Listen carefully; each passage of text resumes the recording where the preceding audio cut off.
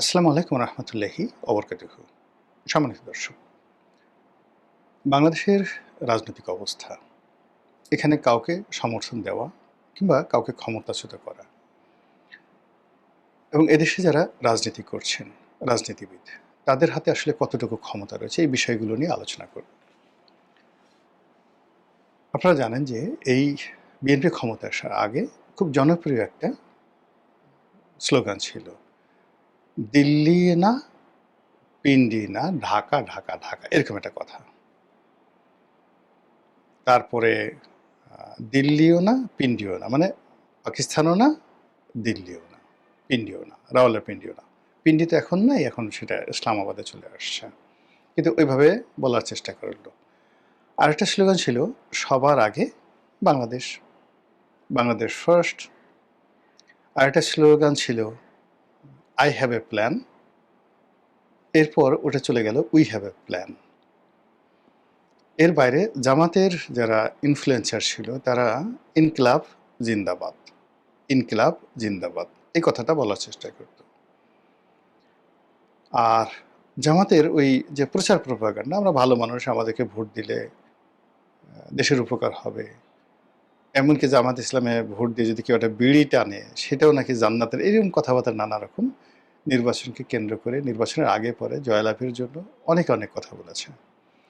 আবার ডক্টর মোহাম্মদ ইউনূস ক্ষমতায় থাকার জন্য নানা রকম ন্যারেটিভ তিনি তৈরি করেছেন যে সারা দুনিয়া থেকে বাংলাদেশের লোকজন আসবে, আমাদের কোথাও যেতে হবে না, আমাদের যে 3-0 থিওরি, দারিদ্রতা জাদুঘরে চলে যাবে, বেকার সমস্যা থাকবে না, সবাই ব্যবসা করবে। এবং মাশাআল্লাহ তিনি নিজে চমৎকার ব্যবসা করেছেন। ডক্টর মোহাম্মদ ইউনূস অসাধারণ ব্যবসা করেছেন। তার যারা আপনজন লোকজন আছেন তারাও ব্যবসা করেছেন। তারপরে তিনি চলে গেছেন। তো চলে যাওয়ার পরে এখন এরকম একটা জটিল অবস্থা তৈরি হয়ে গেছে যে এখন আর আসলে দিল্লি পিন্ডির মধ্যে স্লোগান দিল্লি না পিন্ডি এই থাকছে না। এখন একটাও থাকছে না দিল্লি, পিন্ডি, ওয়াশিংটন বা বেইজিং কিনা, এটা বলা যাচ্ছে না। এর কারণ হলো যে আমাদের এখন এই মুহূর্তে যা কিছু হচ্ছে, এখানে কোনো পলিটিক্যাল ডিসিশন, পলিটিক্যাল নেগোসিয়েশন এটা হচ্ছে না এই বাংলাদেশে এখন। মানে আমরা যেটাকে দিল্লির সাউথ ব্লক বলি, দিল্লিতে সাউথ ব্লক বলি, যেখানে দিল্লির রাজনীতিবিদরা থাকেন। বাংলাদেশের বিষয়গুলো নিয়ে সেই সাউথ ব্লকের যারা কর্মকর্তা রয়েছেন, থিঙ্ক ট্যাঙ্ক রয়েছেন, রাজনীতিবিদ রয়েছেন, তারা আর বাংলাদেশের বিষয়টা দেখাশোনা করছেন না। বাংলাদেশের বিষয়টা দেখাশোনা করছে, আমরা বাংলাদেশে যেটিকে উত্তরপাড়া বলি, তো সেখানে তাদের যে মিলিটারি ইন্টেলিজেন্স রয়েছে, তাদের যে নিরাপত্তা বিভাগ রয়েছে, নিরাপত্তা বিশ্লেষক রয়েছে অজিত দোভাল, তিনি তার সঙ্গে সঙ্গে তাদের বিদেশের মাটিতে যে সকল কমব্যাট চালানো হয়, অপারেশন চালানো হয় রয়ের মাধ্যমে, মোসাদ, সিআইএ, এই প্রতিষ্ঠানগুলো বিদেশের মাটিতে যখন কোনো সামরিক অভিযান পরিচালনা করে, গুপ্ত হত্যা করে, অপারেশন পরিচালনা করে, যে কমব্যাট পরিচালনা করে, এটি তখন আর রাজনীতিবিদদের হাতে থাকে না। রাজনীতিবিদরা এটা জানেই না। রাজনীতিবিদরা তাদের যে টোটাল যে ফাইলগুলো, সেই ফাইলগুলো তারা তাদের ডিফেন্স মিনিস্ট্রিতে চলে যায়। এমনকি এমন কতগুলো গুরুত্বপূর্ণ থাকে যে তাদের ডিফেন্স মিনিস্টার, যেমন ভারতের এমন অনেক গুরুত্বপূর্ণ বিষয় আছে যেগুলো অজিত দোভাল জানেন, কিন্তু প্রতিরক্ষা মন্ত্রী রাজনাথ সিং জানেন না।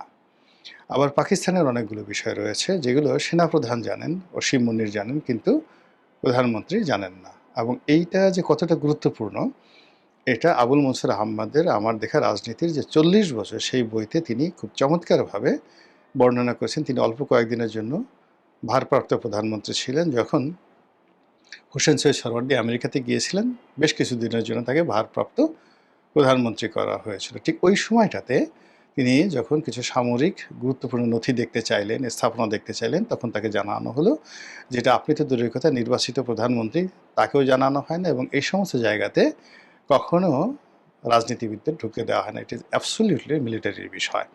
এই কথাটা উনি লিখে গেছেন। তো তদ্রূপ আমাদের বাংলাদেশেও অনেক কিছু বিষয় আছে যেগুলো আসলে অ্যাবসলিউটলি সামরিক বিষয়, যেটা প্রধানমন্ত্রীকেও জানানো হয় না।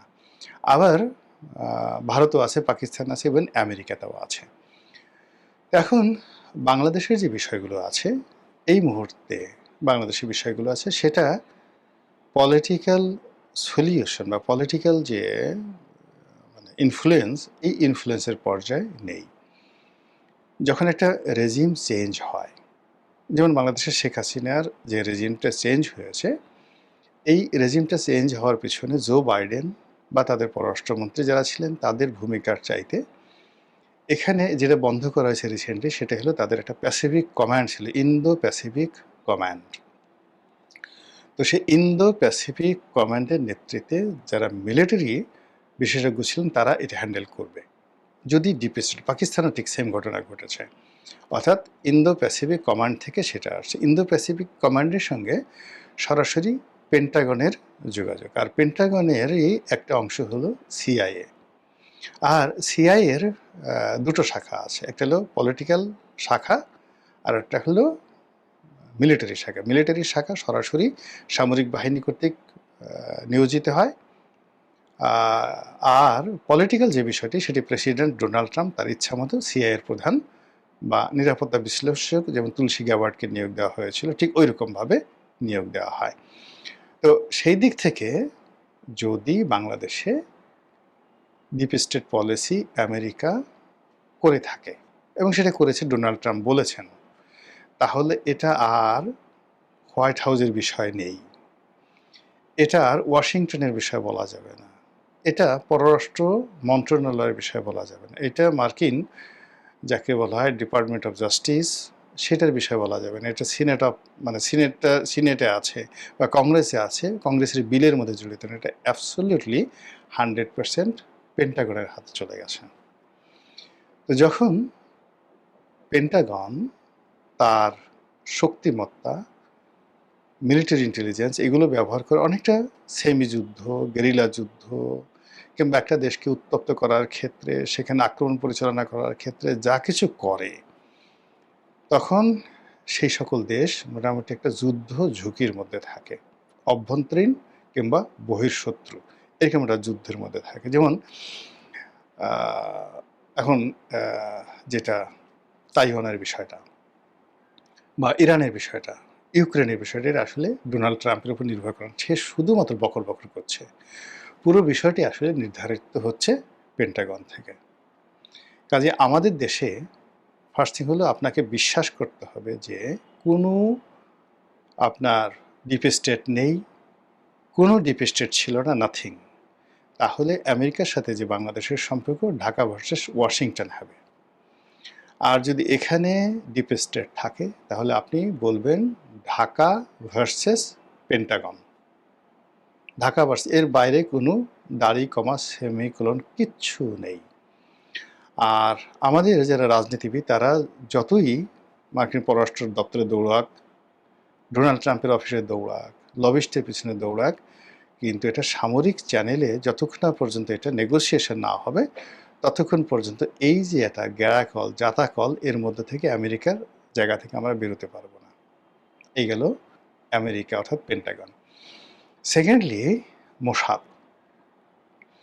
এখন মোসাদকে বলা হয় পৃথিবীর সবচেয়ে দুর্ধর্ষ, এর চেয়ে দুর্ধর্ষ, এর চেয়ে ইফেক্টিভ এবং এর চেয়ে ধ্বংসাত্মক বিষয় নেই।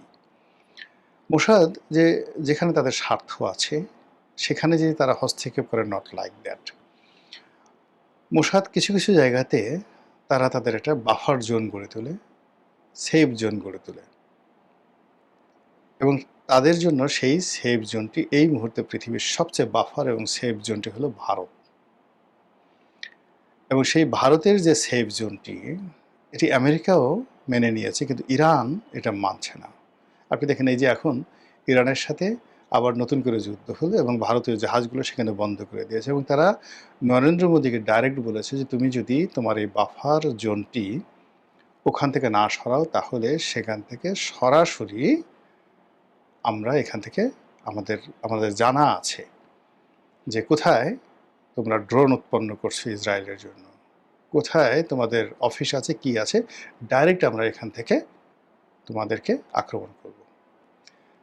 ফলে কি হলো, এই যে ভারতে যে তাদের বাফার জোনটা আছে, সেই বাফার জোনটা তুলনামূলকভাবে যদি বাংলাদেশের মধ্যে চলে আসে, ভারতের মদতে এবং মোসাদের মদতে এবং আমেরিকার মদতে, আমি তো আশ্চর্য হব না। যেটি বুঝতে বুঝতে হয়তো দেখা গেল যে ইরানের অনেক সময় লাগবে, আর ইরান যত সহজে ভারতে আক্রমণ করতে পারবে তত সহজে বাংলাদেশের মধ্যে কিন্তু তারা আক্রমণ করতে পারবে না, বিকজ এটা এত পাবলিকলি মানে ডেন্সিটি এখানে অনেক বেশি, যে এখানে যে কোনো একটা দুর্ঘটনা ঘটার সঙ্গে সঙ্গেই প্রচুর ক্যাজুয়ালিটি হবে, অস্বাভাবিক ক্যাজুয়ালিটি হবে। ফলে বাংলাদেশের সঙ্গে মোসাদের যে রিলেশন নিয়ে ইদানিং যে কথাবার্তা হচ্ছে, এবং অনেক দিন থেকে আমরা অমুকে মোসাদের এজেন্ট, অমুকে মোসাদের কাছে টাকা নিয়েছে, মানে নানা রকম যে কথাবার্তা আমরা শুনে আসছি, সেটা যদি পেন্টাগন ভার্সেস ঢাকা হয়, ডিপ স্টেট হয়, এখানে মোসাদ অনিবার্য। গেল মোসাদের কথা। এরপর আসেন যখন আমেরিকা এবং বাংলাদেশের সম্পর্ক, এটি আর রাজনৈতিক পর্যায়ে থাকবে না, এটি CIA versus Pentagon versus even not FBI, CIA এবং পেন্টাগনের মধ্যে চলে যাবে। ঠিক সেই সময়টাতে ভারতও এই বিষয়টি আর পলিটিক্যালি সলিউশন করবে না, করতে পারবে না, তাকেও তার সেই মিলিটারি উইংসকে কাজে লাগাতে হবে। এবং এই গত 2 বছর ধরে আপনি চিন্তা করেন, ঘন ঘন নরেন্দ্র মোদী এবং অমিত শাহ এবং যাকে বলা হয় তাদের অজিত দোভাল, আসাম, বিহার, ত্রিপুরা এবং কলকাতাতে ঘন ঘন আসছে। যেভাবে মমতা ব্যানার্জিকে হটিয়ে অনেকটা বাংলাদেশের কায়দায় ভোট র্যাগিং করে 2 নম্বরই করে তারা পশ্চিমবঙ্গের ক্ষমতা বিজেপি দখল করেছে, যেভাবে শুভেন্দুর মতো মমতার একজন সাধারণ কর্মীকে যেভাবে সেখানে প্রতিষ্ঠিত করা হয়েছে, ইট মিনস কলকাতা কেন্দ্রিক, কলকাতাতে যেভাবে ব্রিটিশ জমানাতে ফোর্ট উইলিয়াম দুর্গ তৈরি করা হয়েছিল, ইতিহাস বারবার ঘটতে থাকে। দেখেন, মানে আমি বারবার ইতিহাস বলি এই কারণে যে যেহেতু ইতিহাসের ছাত্র, একই ঘটনা বারবার ঘটে। ইস্ট ইন্ডিয়া কোম্পানি তাদের যে সাবকন্টিনেন্টাল যে headquarter, that was in Madras, মানে এখন যেটাকে আমরা দক্ষিণ ভারত বলি, নরেন্দ্র মোদীর যে এলাকা গুজরাট, মুম্বাই, মানে এই পুরো দুটো অংশ, একটা হলো উত্তর ভারত আর একটা হলো দক্ষিণ ভারত। তো উত্তর ভারতের যে অংশ, সেই অংশের মধ্যে প্রাইম যে জায়গাগুলো আছে তার মধ্যে ধরেন দিল্লি, এলাহাবাদ, রাজস্থান, এই জায়গাতে আপনি গিয়ে দেখেন, এটাকে বলে উত্তর ভারত। আর দক্ষিণ ভারত বলতে ওই যে শিবাজি রাওদের ওই পুরো এলাকা, দাক্ষিণাত্য, মাদ্রাস, গুজরাট, এই সমস্ত এলাকা। তো ওখানে তারা প্রথমে ঘাঁটি করল, মাদ্রাজে তাদের ঘাঁটি করলো, মাদ্রাস প্রেসিডেন্সি এটা দীর্ঘদিন নাম ছিল। কিন্তু পরে দেখলো যে না, কৌশলগতভাবে মাদ্রাজের চাইতে তাদের জন্য হুগলি এবং তাদের জন্য কলকাতা, হুগলি, মুর্শিদাবাদ এবং বাংলা, বিহার, উড়িষ্যার গুরুত্বপূর্ণ, এবং বাংলা, বিহার, উড়িষ্যার এই এলাকাকে ডমিনেট করার জন্য এই প্রথম তারা ওখানে একটা দুর্গ নির্মাণ করলো, ফোর্ট উইলিয়াম দুর্গ। এবং সেই ফোর্ট উইলিয়াম দুর্গকে কেন্দ্র করে এই পলাশীর যুদ্ধ, এবং পলাশীর যুদ্ধ পরবর্তীতে ইতিহাস জানে যে বাংলা থেকে তারা যে রাজত্ব শুরু করলো, এরপর তারা ধীরে ধীরে মাদ্রাজের দিকে এগুলো সেকেন্ড ফেজে। সেম ঘটনা আরও আগে, অর্থাৎ 1026 সনে ঠিক একই ঘটনা ঘটল। অর্থাৎ দক্ষিণ ভারতে রাজা ছিলেন রাজেন্দ্র, চোল সম্রাট রাজেন্দ্র। তো তিনি এই নরেন্দ্র মোদীর মতো ওই এলাকাতে বেশ সুখে শান্তিতে ছিলেন। কিন্তু এই যে বাংলাতে যে ধনসম্পদ এবং বাংলাতে যে অর্থবৃত্ত এবং এখানে যে প্রবলেমগুলো, পলিটিক্যাল প্রবলেমগুলো শুরু হলো, এটায় তিনি বেশ অস্থিরতা অনুভব করছিলেন। ফলে 1026 সন, মানে আজ থেকে 1000 বছর আগে, সেই চোল সম্রাট রাজেন্দ্র এই বাংলা, বিহার, উড়িষ্যা আক্রমণ করে এটা দখল করে নিলেন। তা এখন দেখেন যে উত্তর ভারতের রাজনীতি, মানে দিল্লি, আগ্রা, এলাহাবাদ, এই যে পুরো যে এলাকাটা, মধ্যপ্রদেশ, ইউপি, এই এলাকার যে রাজনীতি এরা কন্ট্রোল করছে কারা? দক্ষিণ ভারতের লোকজন, অমিত শাহ এবং যাকে বলা হয় নরেন্দ্র মোদী। তো এগুলো করার পরেও এই যে বাংলা, বিহার, উড়িষ্যা, বাংলা, বিহার, উড়িষ্যা 1756 সালে ইংরেজদের জন্য যে সমস্যা তৈরি করেছিল, বাংলা, বিহার, উড়িষ্যা 1026 সনে যে সমস্যা তৈরি করেছিল রাজা রাজেন্দ্রর জন্য, চোল সম্রাট রাজেন্দ্রর জন্য, বাংলা, বিহার, উড়িষ্যা সম্রাট আকবরের জন্য যে প্রবলেম সৃষ্টি করেছিল, বাংলার 12 ভূঁইয়ারা যে প্রবলেম সৃষ্টি করেছিল, the same problem now happening.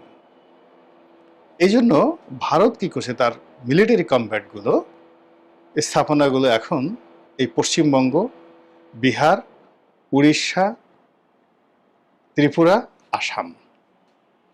এবং আরও স্পষ্ট করে যদি বলি, এখানে যেমন তাদের যে নিজেদের রাজ্য থেকে শুরু করে সেই নিজেদের রাজ্যে যে সকল উপজাতি রয়েছে, আমাদের যেমন দুর্গম এলাকাতে, সেখানে তারা রীতিমতো তাদের হাইয়েস্ট মিলিটারি প্রেজেন্স, যেটি কাশ্মীরও না এই মুহূর্তে, কাশ্মীরের চাইতেও বেশি প্রেজেন্স এখানে তারা রেখেছে।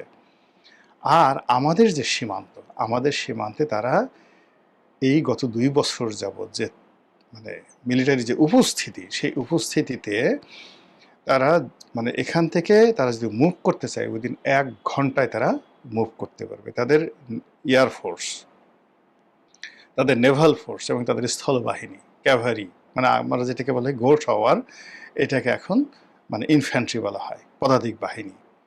এই পদাতিক বাহিনী যে সমাবেশ তারা করেছে সীমান্তের ওপারে পশ্চিমবঙ্গ, তারপর শেষে ত্রিপুরা এবং আসামে।